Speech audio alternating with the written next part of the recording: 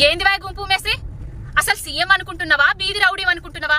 నీ ప్రజా వ్యతిరేక చర్యలను ఎప్పటికప్పుడు ఎండగడుతున్న మహిళా జర్నలిస్టులు సరిత విజయాల మీద ఈ రోజు నువ్వేదైతే 100% చేసినా రుణం మాపి అని ఊదర కొడుతున్నావో నీ ఊర్లో జరిగిందా లేదా అనేది ప్రజలకు తెలియజేద్దామని వెళ్తే నీ వీధి రౌడీలు, నీ గూండాలతోటి, నీ అనుచరులతోటి వాళ్ళ మీదికి భౌతిక దాడులకు దిగి వాళ్ళ ఫోన్లు, వాళ్ళ మైకులు లాక్కొని వాళ్ళ మీద దాడులు తిరిగినవంటే ఎంతటి హేయమైన చర్య!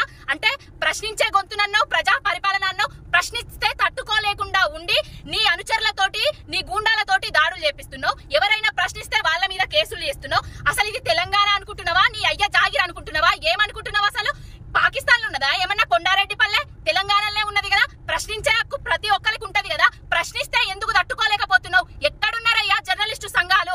ఎక్కడున్నావమ్మా మహిళా కమిషన్ అమ్మా?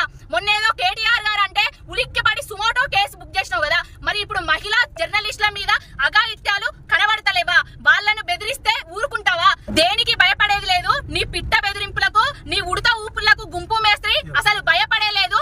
ఎప్పటికప్పుడు నీ ప్రజా వ్యతిరేకత చర్యలను ఎండగడుతూనే ఉంటాము. గుంపు మేస్త్రి బేషరతుగా క్షమాపణ చెప్పాలి మహిళా సోదరిమణులకు. ఎవరైతే వాళ్ళ మీద దాడి చేసిండ్రో వాళ్ళ మీద